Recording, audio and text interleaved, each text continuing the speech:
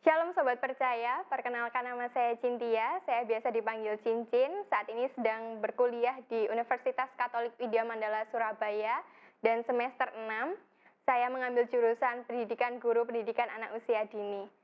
Nah, hari ini saya mau berbicara tentang bagaimana kemurahan Tuhan terjadi dalam kehidupan saya. Saya akan menceritakan latar belakang keluarga saya, di mana saya merupakan anak keempat dari 4 bersaudara. Pada awalnya keluarga saya merupakan keluarga yang berkecukupan, namun sampai di tahun 2002, Tuhan panggil papa saya dengan mendadak ya, papa saya meninggal karena serangan jantung, dan mama harus berjuang sendirian untuk membiayai dan membesarkan keempat anaknya. Pada waktu itu, ekonomi keluarga saya bergoncang sangat hebat, dan saya mengalami titik di mana keluarga saya harus menjual aset-aset keluarga saya, termasuk usaha jasa papa saya yang harus dijual karena ekonomi keluarga saya yang mengalami penurunan.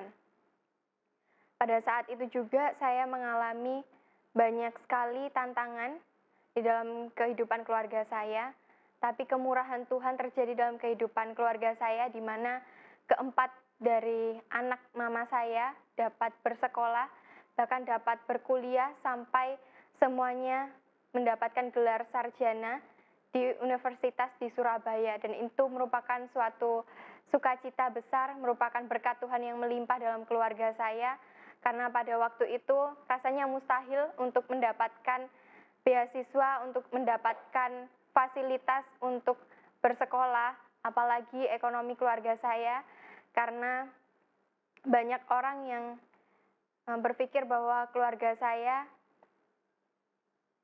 akan mengalami begitu banyak goncangan karena kehilangan figur seorang ayah.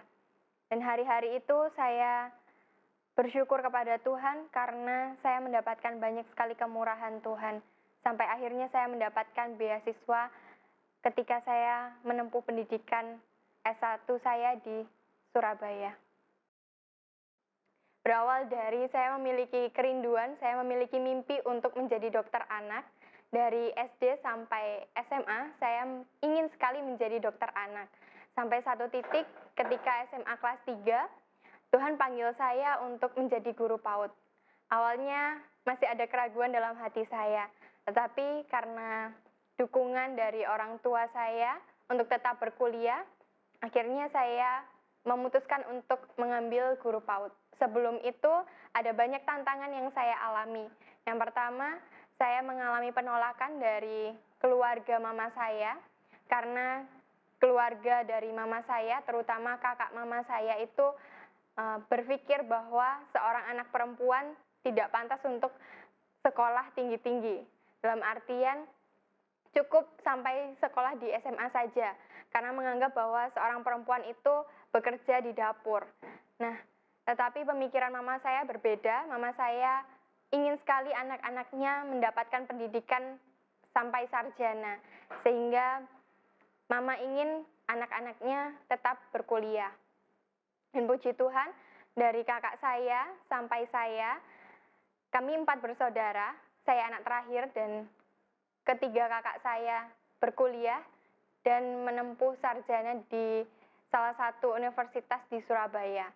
Dan saya juga ingin seperti kakak saya untuk melanjutkan sampai ke perguruan tinggi. Ada juga penolakan yang saya alami dari guru saya di SMA. Guru saya mengatakan bahwa guru PAUD itu mempunyai profesi yang rendah daripada profesi yang lain.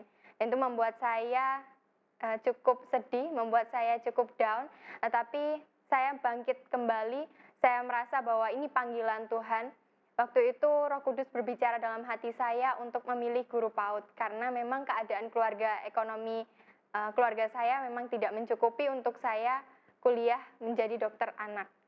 Tetapi hari itu ada suatu sukacita besar dalam hidup saya ketika Roh Kudus berbicara kepada saya untuk mengambil jurusan pendidikan guru PAUD.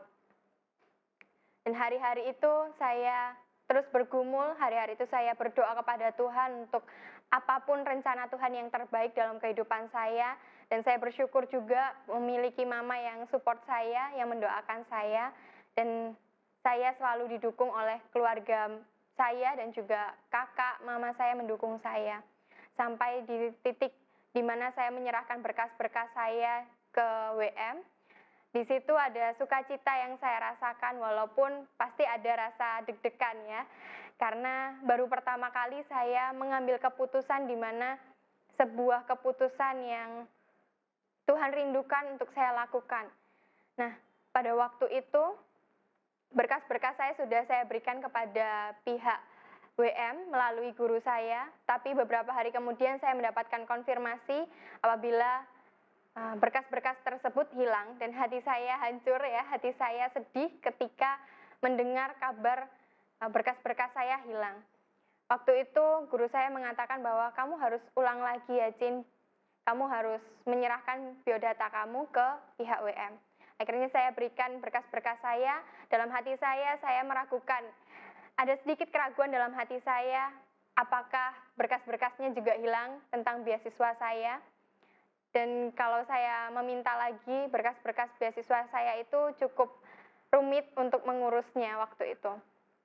Sampai akhirnya 2018, tepatnya bulan Januari, saya mendapatkan email dari pihak WM apabila saya mendapatkan beasiswa prestasi program studi. Selama 4 tahun saya dibiayai oleh kampus dan saya tidak mengeluarkan uang sepeser pun untuk biaya SPP dan uang gedung dan lain-lainnya.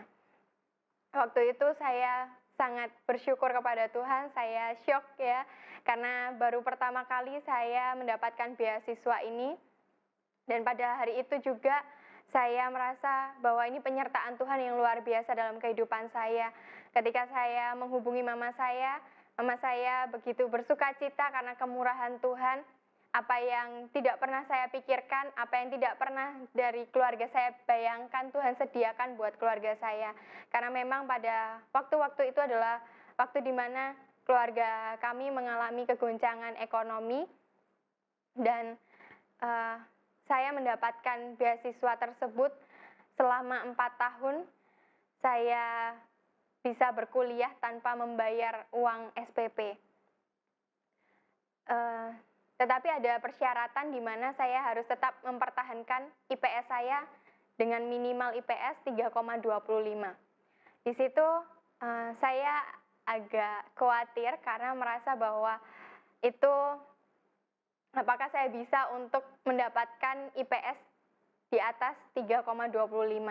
Karena banyak tantangan yang saya lalui dari semester 1 sampai semester 6, saya mendapatkan banyak sekali tantangan di mana dari teman saya yang melakukan kesalahan dan berdampak kepada saya, dan banyak hal yang membuat saya pernah meragukan kasih Tuhan.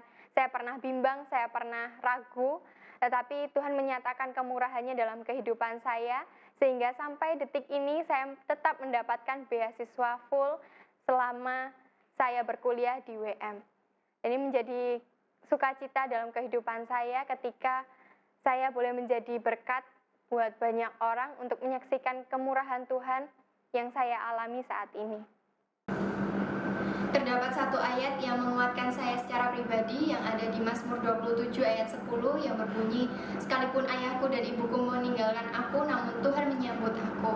Di sini saya percaya bahwa Tuhan selalu ada dalam kehidupan saya, menyambut saya dan memberikan pengharapan buat saya.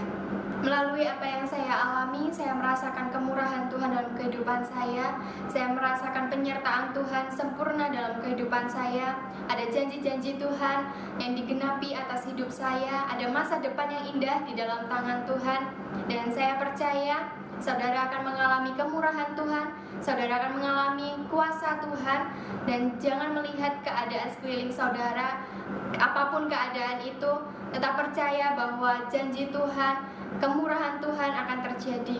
Percaya buat semua rencana Tuhan, untuk semua yang Tuhan rancangkan dalam kehidupan saudara pasti digenapi sesuai waktu dan kehendak Tuhan.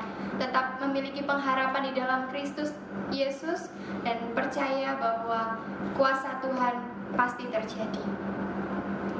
Ini kesaksian dari saya. Semoga kesaksian ini boleh memberkati saudara dimanapun saudara berada. Terima kasih, Tuhan Yesus memberkati.